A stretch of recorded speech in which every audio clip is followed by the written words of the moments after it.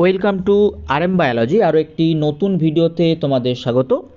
আজকের ভিডিওটি তোমরা থাম্বনেল দেখে বুঝতেই পেরেছো যে নিট 2024-এর জন্য অত্যন্ত গুরুত্বপূর্ণ।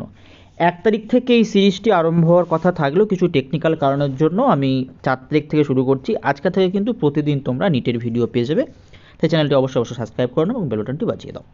দেখো, নিটের জন্য বায়োলজিক্যাল ক্লাসিফিকেশন অত্যন্ত একটা গুরুত্বপূর্ণ পার্ট। বায়োলজিক্যাল ক্লাসিফিকেশান, সেই বায়োলজিক্যাল ক্লাসিফিকেশানের একটি গুরুত্বপূর্ণ টপিক কিন্তু মোনেরা। তো আজকের আমরা মোনেরার বেসিক থেকে অ্যাডভান্স লেভেল পুরো পার্টটা ক্লিয়ার করব। সব থেকে প্রথমে আমরা দেখব যে এনসিইআরটি যে পার্টটা আছে সেখানে মোনেরা সম্পর্কে কী কী বলা আছে, সেই জিনিসগুলো আমরা দেখব। দেখো, একদম শুরুতে এনসিইআরটিতে বলা আছে যে মোনেরার যে পার্টটা বা মোনেরার যে একটা কিংডম, সেখানে সবথেকে বেশি সংখ্যায় কারা থাকে? সবথেকে বেশি সংখ্যায় থাকে কিন্তু ব্যাকটেরিয়ার, মানে সোল মেম্বার। মোনেরা কিংডমের সোল মেম্বার কিন্তু ব্যাকটেরিয়া। তো আমরা প্রত্যেকেই জানি যে ব্যাকটেরিয়া কোথায় পাওয়া যায়। ব্যাকটেরিয়া কিন্তু সর্বত্র পাওয়া যায়। এক মুঠো মাটিতে আমরা কিন্তু একদম সহস্র ব্যাকটেরিয়া পেতে পারি। এবার যদি আকৃতির ভিত্তিতে ব্যাকটেরিয়াকে আমরা প্রকারভেদ করি, আকৃতির ভিত্তিতে, সেক্ষেত্রে আমরা অনেকগুলো আকৃতির ব্যাকটেরিয়া পাবো। দেখো, যদি গোলাকৃতি হয়, অর্থাৎ এরকম গোল গোল দেখতে হয়, তাকে কি বলা হয়? কক্কাস ব্যাকটেরিয়া বলা হয়। যদি দণ্ডাকৃতি হয়, অর্থাৎ এরকম দণ্ডাকৃতি ব্যাকটেরিয়া আমরা দেখতে পাই, তাকে আমরা কি বলবো? ব্যাসিলাস। যদি আমাদের কমা শেপ ব্যাকটেরিয়া হয়, এরকম কমা আকৃতির ব্যাকটেরিয়া আমরা পাই, তখন তাকে আমরা কি বলবো? ভিব্রিও। যেমন ভিব্রিও কলেরি আছে। তো যদি আমরা সর্পিলাকৃতির পাই, এরকম সর্পিলাকৃতির পাই, তখন তাকে আমরা কি বলবো? Spirillum bacteria. তো আকৃতির ভিত্তিতে আমরা 4টে পার্টে ভাগ করতে পারলাম।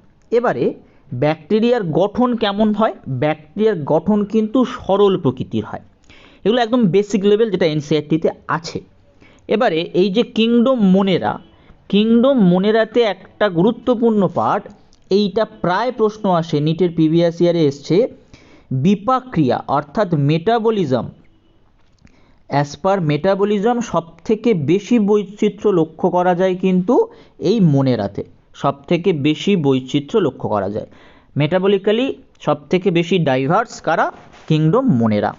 এবার যদি মোনেরাকে দুটো পার্টে বা ব্যাকটেরিয়াকে দুটো পার্টে ভাগ করে দিই, সেটা হচ্ছে আর্কি ব্যাকটেরিয়া আছে আর ইউ ব্যাকটেরিয়া আছে। তো আর্কি ব্যাকটেরিয়া হচ্ছে অত্যন্ত প্রাচীন বা অত্যন্ত পুরনো এক ধরনের ব্যাকটেরিয়া। এরা লবণাক্ত পরিবেশে থাকতে পারে, অত্যন্ত লবণাক্ত পরিবেশে, মানে চরম পরিবেশে থাকতে পারে, হার্শ হ্যাবিটেটস। লবণাক্ত অঞ্চলে থাকলে তাকে আমরা কি বলতে পারি? হ্যালোফাইলস। যদি উষ্ণ প্রস্রবণ এলাকায় থাকে, কি বলতে পারি? থার্মো অ্যাসিডোফাইলস। অর্থাৎ পিএইচ লেভেলটা বেশি আছে, প্লাস তোমার টেম্পারেচারটা অত্যন্ত হাই আছে, তখন তো আমরা কি বলতে পারি? থার্মো অ্যাসিডোফাইলস। এবং আর এক ধরনের আছে, যেটা তৃণজাতীয় উদ্ভিদে জলাভূমির প্রতিকূল জায়গায় থাকে, সেটা হচ্ছে মিথানোজেন আমরা কিন্তু পাই। তাহলে এই 3টে পার্ট আছে আর্কি ব্যাকটেরিয়া। এবারে আর্কি ব্যাকটেরিয়া কেন এত হার্শ হ্যাবিটেটে বেঁচে থাকতে পারে? এদের যে কোষ প্রাচীর হয় অন্যান্য যে ব্যাকটেরিয়াগুলো হয় তার থেকে পৃথক হয়। এই কারণেই এরা কিন্তু অত্যন্ত প্রতিকূল পরিবেশে বেঁচে থাকতে পারে বা টিকে থাকতে পারে। এই প্রশ্নটা কিন্তু PYQতে বারবার এসছে, যে কারণটা কি, যে আর্কি ব্যাকটেরিয়া অত্যন্ত চরম পরিবেশে কী কারণে বেঁচে থাকতে পারে। এটা একটা তোমাদের ইনফরমেশন। মিথানোজেনিক ব্যাকটেরিয়াগুলো গরু, মোষের মতো বহু যে তোমাদের রোমন্থক প্রাণী আছে, তাদের অন্ত্রে বসবাস করে এবং তাদের যে মল, সেখান থেকে মিথেন, যেটা বায়োগ্যাসের প্রধান উপাদান, সেটা তৈরিতে সাহায্য করে। তাহলে আর্কি ব্যাকটেরিয়ার একটা ব্যবহার পেতে পারো তোমরা এই ধরনের। এবার দেখো, আমি তোমাকে যেমনটা বলছিলাম তোমাদেরকে, যে আকৃতি অনুযায়ী দেখো, কক্কাই বা কক্কি, ব্যাসিলাই বা ব্যাসিলাস, স্পাইরিলা ব্যাকটেরিয়া বা স্পাইরাল, আর এটা হচ্ছে ভিব্রিও। এই ধরনের আকৃতি অনুযায়ী কিন্তু ভাগ করা গেল। পরের পার্টটা ইউ ব্যাকটেরিয়া। ইউ ব্যাকটেরিয়াকে আমরা প্রকৃত ব্যাকটেরিয়া নামে চিনি। ইউ ব্যাকটেরিয়াকে আমরা প্রকৃত ব্যাকটেরিয়া নামে জানি। তার একটা বড় এক্সাম্পল কি আছে? তার একটা বড় এক্সাম্পল কিন্তু সায়ানোব্যাকটেরিয়া, বা যেটা আমরা নীলাভ সবুজ শৈবাল নামে জেনে থাকি। সায়ানোব্যাকটেরিয়া বা নীলাভ সবুজ শৈবাল নামে জেনে থাকি। এই যে ইউ ব্যাকটেরিয়া আছে, এদের কাছে কিন্তু ক্লোরোফিল এ রঞ্জক আছে। ক্লোরোফিল এ রঞ্জক কিসের মতো সম্পূর্ণ? যে উন্নত সবুজ উদ্ভিদ হয় তাদের মতোই কিন্তু ক্লোরোফিল এ আছে। এরা সালোক সংশ্লেষে স্বভোজী। সালোক সংশ্লেষ করতে পারে, তাই স্বভোজী। ইউব্যাকটেরিয়া এককোষী হতে পারে, সূত্রাকার হতে পারে, কলোনি গঠন করতে পারে। এরা মিষ্টি জলে বা সমুদ্রের জলে বা স্থলে বসবাস করতে পারে। যে কলোনিগুলো গঠিত হয় সেখানে একটা জিলাটিন জাতীয় আবরণী থাকে, ঠিক আছে। দূষিত জলাশয়ে দ্রুত হারে বৃদ্ধি পেতে পারে, ব্লুম গঠন করতে পারে সায়ানোব্যাকটেরিয়া। এদের মধ্যে কিছু জীব তাদের এক ধরনের বিশেষিত কোষ থাকে, সেই কোষে পরিবেশের মুক্ত নাইট্রোজেনকে সংবন্ধন করতে পারে। এই কোষগুলোর নাম কি বলা হয়? এই কোষগুলোর নাম কিন্তু হেটারোসিস্ট বলা হয়। এই ধরনের হেটারোসিস্ট কাদের থাকে? নস্টকের থাকে, অ্যানাবিনার থাকে। তারপরে হচ্ছে রাসায়নিক সালোক সংশ্লেষকারী স্বভোজী হতে পারে এরা, যেমন নাইট্রেট, নাইট্রাইড, অ্যামোনিয়ার মতো বিভিন্ন অজৈব বস্তুর জারণ ঘটায়, ফলে শক্তি উৎপন্ন হয় যা দেহে এটিপি উৎপাদন করে। এরা নাইট্রোজেন, ফসফরাস, আয়রন এবং সালফারের পুনরাবর্তনে ভূমিকা পালন করে। সেডিমেন্টারি যে চক্রগুলো আছে সেখানে এরা কিন্তু ভূমিকা পালন করে থাকে। এবারে আমরা জানবো এরা একজন আবার পরভোজী হতে পারে। পরভোজী ব্যাকটেরিয়া সবচেয়ে বেশি। তো প্রথমে যেটা বলেছিলাম যে মেটাবলিক্যালি ডাইভার্স হয়, তবে কত ধরনের মেটাবলিজম আমরা দেখতে পেলাম। উপকারী ব্যাকটেরিয়া কি করতে পারে? দুধ থেকে দই তৈরি করতে পারে, অ্যান্টিবায়োটিক উৎপাদন করতে পারে, শিম্বগোত্র উদ্ভিদের মূলে নাইট্রোজেন সংবন্ধন করতে পারে। বা যারা রোগ সৃষ্টিকারী বা ক্ষতিকারক তারা কি করে? কলেরা, টাইফয়েড, টিটেনাস, লেবুর ক্যাঙ্কার জাতীয় রোগ সৃষ্টি করে। কলেরা কে করতে পারে? Vibrio cholerae, typhoid Salmonella typhi, tetanus Clostridium tetani, লেবুর ক্যাঙ্কার কিন্তু জ্যান্থোমোনাস সাইট্রি। এবার এদের জনন কিন্তু ফিশন পদ্ধতিতে হয়। যৌন জনন হচ্ছে কনজুগেশন। প্রতিকূল পরিবেশেরা কিন্তু রেণু গঠন করতে পারে। এবার এর অন্তর্গত একটা অর্গানিজম আছে মাইকোপ্লাজমা, অর্থাৎ কিংডম মোনেরা অন্তর্গত মাইকোপ্লাজমা আছে, যারা কিন্তু কোষপ্রাচীর বিহীন, কোষপ্রাচীর থাকে না, ক্ষুদ্রতম কোষ, অক্সিজেন ছাড়াই বেঁচে থাকতে পারে, প্রাণী ও উদ্ভিদে রোগ সৃষ্টি করতে পারে। এই মাইকোপ্লাজমাকে আমরা পোশাকি ভাষায় পিপিএলও বলতে পারি বা এমএলও বলতে পারি। পিপিএলও বলতে পারি বা এমএলও বলতে পারি, ঠিক আছে। এবারে যে হেটারোসিস্ট নিয়ে কথা বলছিলাম আমরা, সেই হেটারোসিস্ট নিয়ে দেখো, এই হেটারোসিস্ট এটা হচ্ছে একটা শৈবাল নষ্টক, তার একটা কিন্তু হেটারোসিস্ট এই জায়গাটা দেওয়া আছে। এইটা তোমাদের যে ফিগার বেসড কোশ্চেনগুলো হয় বা ইমেজ বেসড কোশ্চেনগুলো হয়, সেই ইমেজ বেসড কোশ্চেনে কিন্তু আসতে পারে।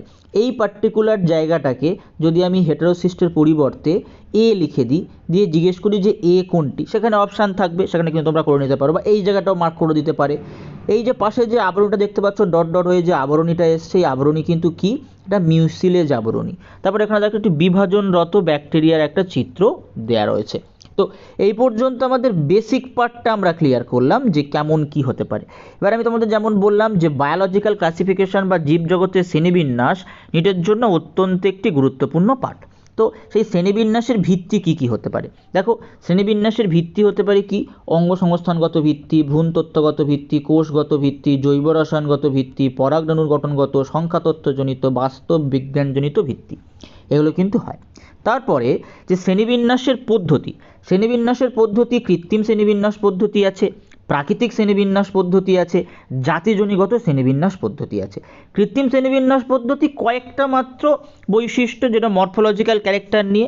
প্রাকৃতিক শ্রেণীবিন্যাস আরও একটু বেশি বৈশিষ্ট্য নিয়ে। আর জাতিজনিগত শ্রেণীবিন্যাসটা কিন্তু একদম সায়েন্টিফিক্যালি, যেটা বংশগতির বৈশিষ্ট্যের উপর একটা গুরুত্ব আরোপ করা হয়েছে, ঠিক আছে। এবারে আমরা যদি শ্রেণীবিন্যাসের প্রয়োজনীয়তা জেনে নিই, যে শ্রেণীবিন্যাস প্রয়োজন কী জন্য?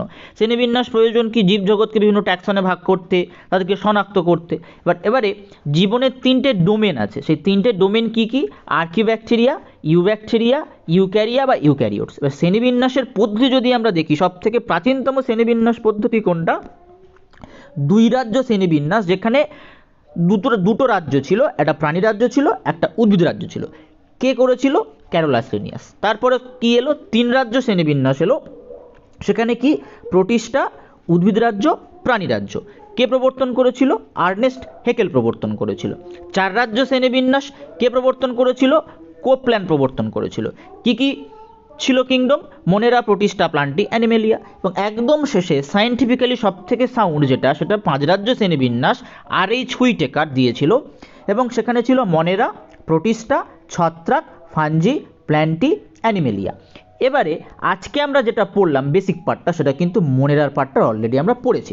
আমরা যদি মনেরার একটু একদম ডিটেলসে চলে যাই, তো ডিটেলসে গেলে দেখো আমরা মনেরা সম্বন্ধে কি, এই রাজ্যের অন্তর্গত সমস্ত জীব কি হয়, প্রোক্যারিওটিক হয়, যেমন মাইক্রোপ্লাজমা, ব্যাকটেরিয়া, অ্যাক্টিনোমাইসিটিস, সায়ানোব্যাকটেরিয়া বা নীলাভ সবুজ শৈবাল। বৈশিষ্ট্য কি, মনেরা এককোষী, prokaryotic, chemo autotrophic, phototropic, symbiotic প্রকৃতির পুষ্টি লক্ষ্য করা যায়। দেখো কত ধরনের পুষ্টি আছে। কোষপ্রাচীর পেপটাইডোগ্লাইকান নির্মিত এবং পলিস্যাকারাইড থাকে। কোষাঙ্গাণু পর্দাবিহীন, কারণ প্রোক্যারিওটিক তাই পর্দাবিহীন। সিঙ্গেল স্ট্যান্ডার্ড ফ্লাজেলা থাকে, সেই ফ্লাজেলাটা ফ্লাজেলিন প্রোটিন দিয়ে তৈরি হয়। তো এইগুলো কিন্তু একটু ডিটেলসে বলছি। এবারে দেখো, যদি মনের অন্তর্গত পার্টগুলো eubacteria, archaebacteria, cyanobacteria, mycoplasma, rickettsiae, actinomycetes. Eubacteria সম্বন্ধে আমরা আগে জেনেছি। এখানে কোষের বাইরে সুগঠিত কোষপ্রাচীর থাকে, যার প্রধান উপাদান মিউকোপেপটাইড বা পেপটাইডোগ্লাইকান ইউব্যাকটেরিয়ার ক্ষেত্রে।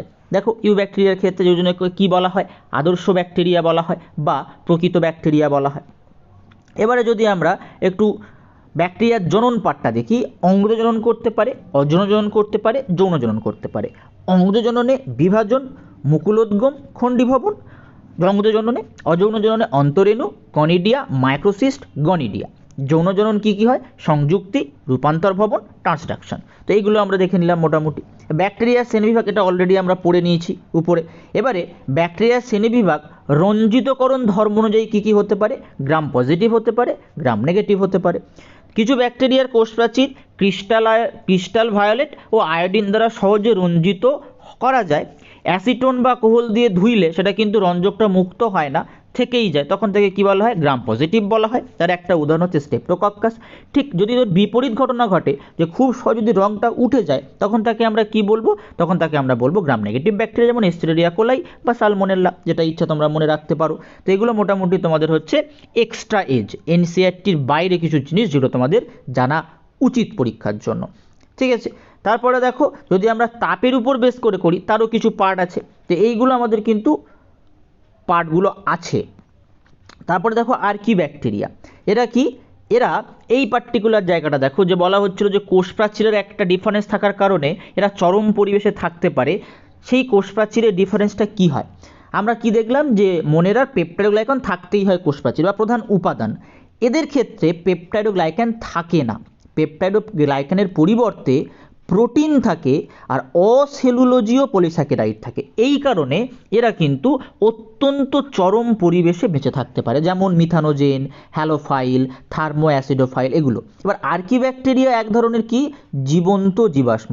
আর্কিব্যাকটেরিয়া এক ধরনের জীবন্ত জীবাশ্ম। তো এই পার্টগুলো হচ্ছে আউট অফ এনসিইআরটি।